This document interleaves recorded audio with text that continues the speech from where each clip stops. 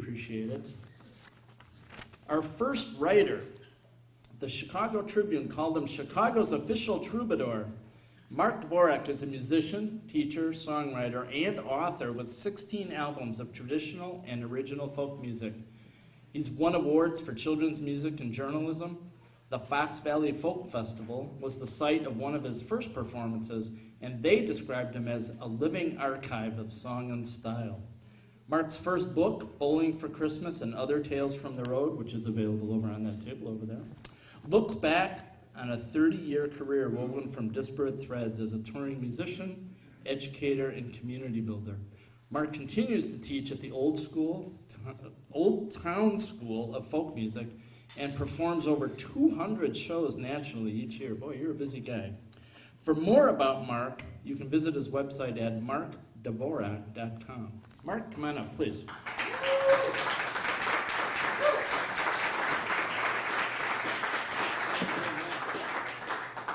All right, this is a medley of instrumental tunes, usually played with a fiddle and a banjo. It's just the banjo tonight here at Waterline Writers.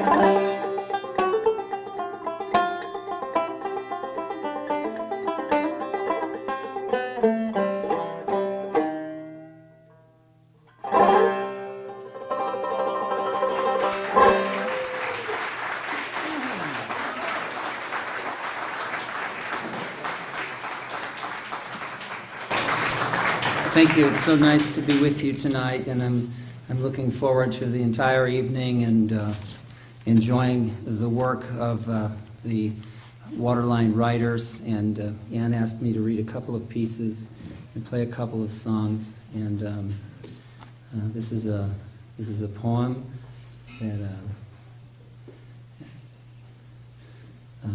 is called "I Am Not Yet Awake." I'm not yet awake until I iron my shirt and slip my trousers on and fetch the work order from the battered red ring binder on the shelf.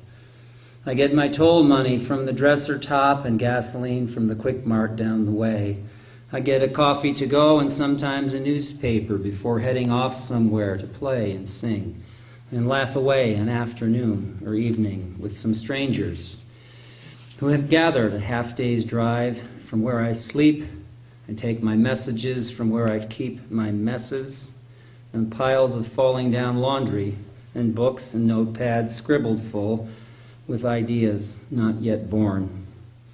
I'm not yet awake until the radio on the dash is tuned to the sports talk station and I hear the groggy news of the home team and the jangle in the voices of the call-in listeners.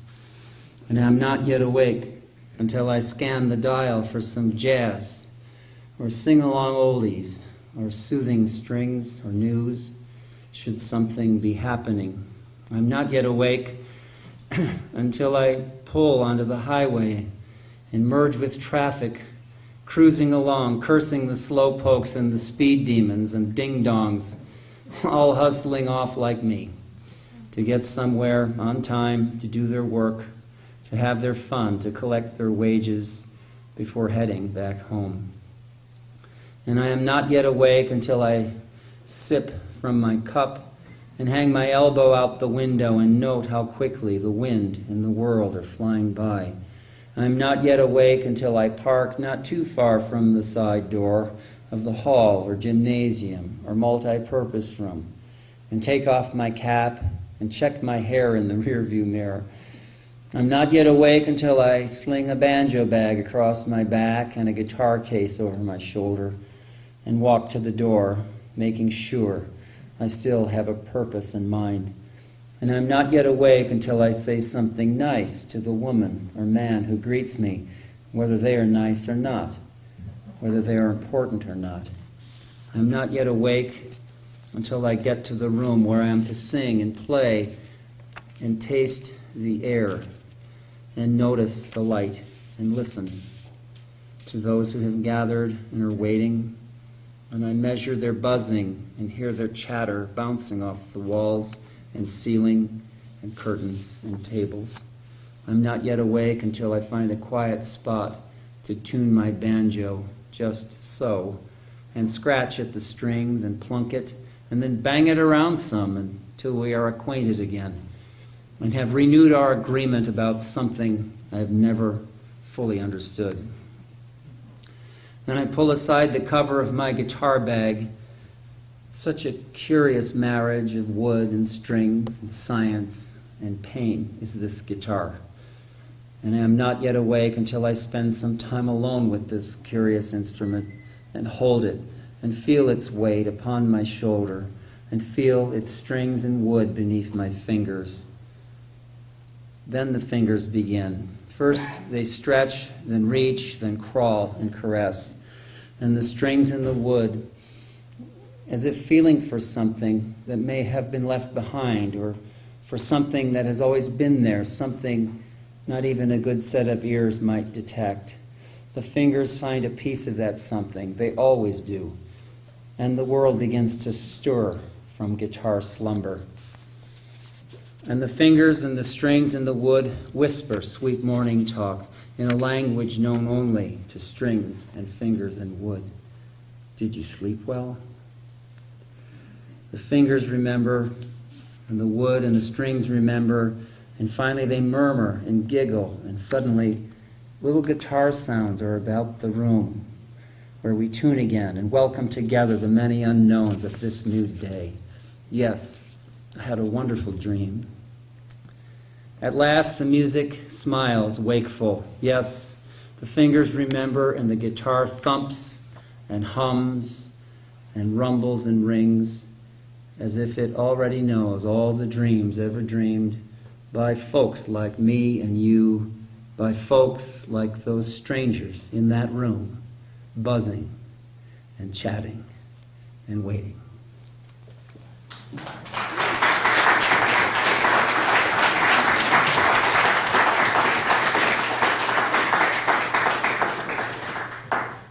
Okay, I'm going to get my guitar on here for this one.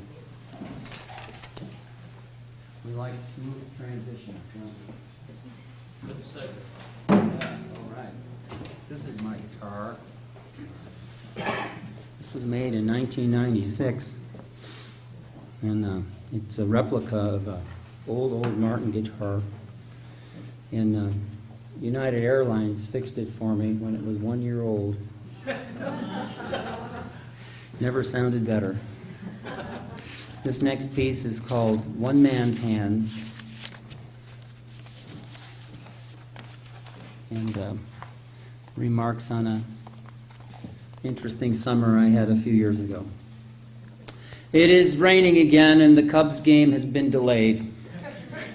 It is quiet in the house, and I'm enjoying the sound of the rain, remembering things from the recent summer past. In many ways, it has been a good summer. There has been plenty of work, and I've crossed paths with many good people. Summer has meant road trips and outdoor concerts. It has meant shorts and bare feet and barbecue on the new Weber.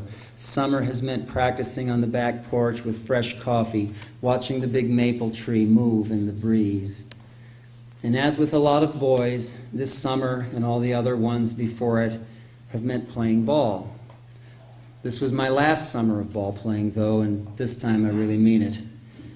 Even as my team contends for the league title, my season is finished, my ball playing days now concluded for all time. The decision came easily enough this week due to not one, but two incidents involving poor judgment and a specific finger on my left hand.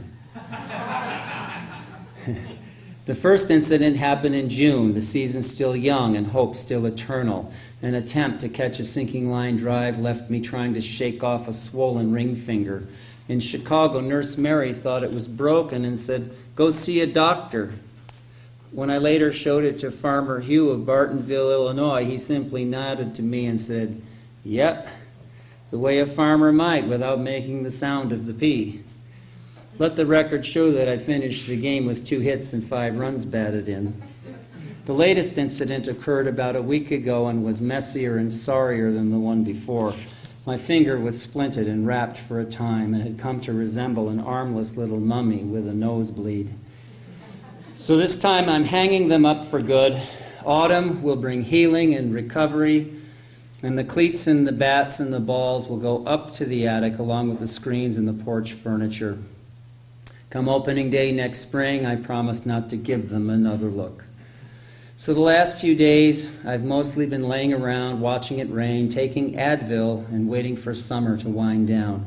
I've had plenty of time to think about playing ball and growing older. I've had time to think about my hands.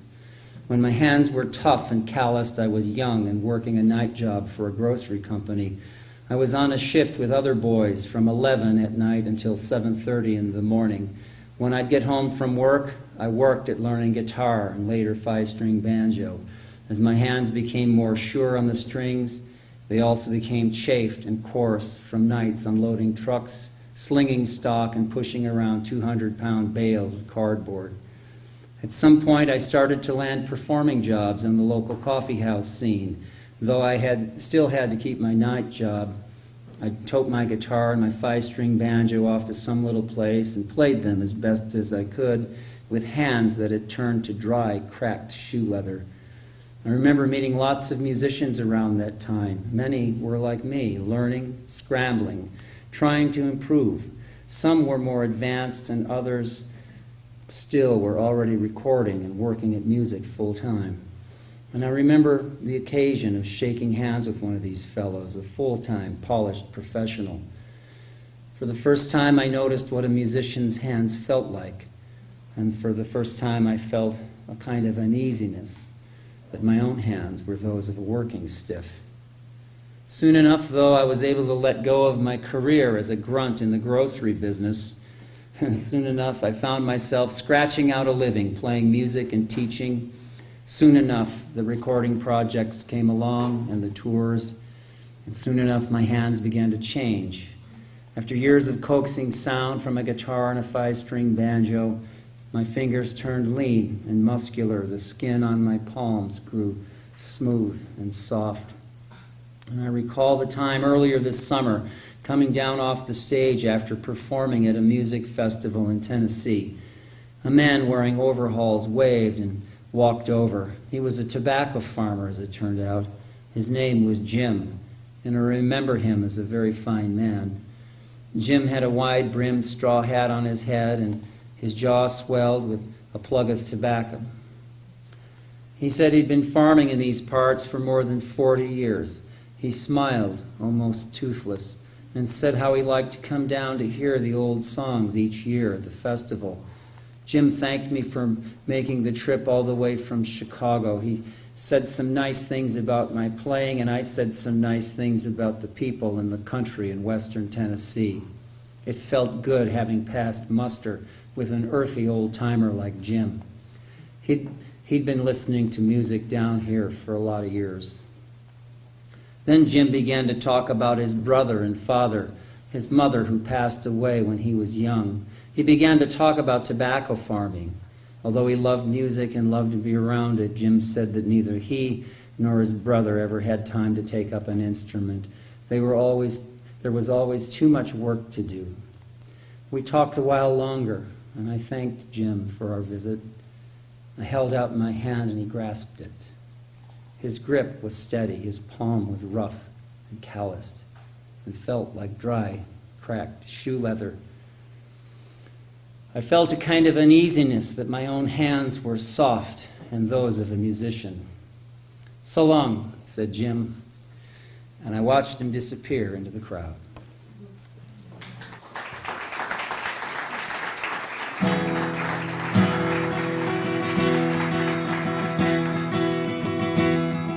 The sky's falling down and the creek is coming up. That old rickety bridge, Lord, is running out of luck. Nothing left to do but let the river overflow. It'll be better, it'll be better, it'll be better when it's better, I suppose. It'll be better, it'll be better, it'll be better when it's better, I suppose. Times are getting harder and the money's getting tight and the cost of living's killing me and nothing's going right now. The polar cap is melting and the desert's gonna blow. It'll be better, it'll be better, it'll be better when it's better, I suppose. It'll be better, it'll be better, it'll be better when it's better, I suppose. When I was a little kid, I did what I was told. Now I go to work each morning in a corporate blindfold. I'm feeling like it's getting late, the gate is gonna close. It'll be better, it'll be better, it'll be better when it's better, I suppose. It'll be better, it'll be better, it'll be better when it's better, I suppose. I dug myself a hole and I fell right in, and a man comes along asking me where I've been. He said he never really cared, he just lets the four winds blow. It'll be better, it'll be better, It'll be better when it's better, I suppose. It'll be better, it'll be better, it'll be better when it's better, I suppose. I sat down and wrote a letter to the president, and I asked him where the hell he thought the Constitution. When he called me back this afternoon, he said he didn't know. It'll be better, it'll be better, it'll be better when it's better, I suppose. It'll be better, it'll be better, it'll be better when it's better, I suppose. Picking at the scab is never gonna make it heal, and every broken bone will teach you how it's really gonna feel. But the sun is gonna rise again, the rooster's gonna crow. It'll be better, it'll be better, it'll be better when it's better, I suppose. It'll be better, it'll be better, it'll be better when it's better, I suppose.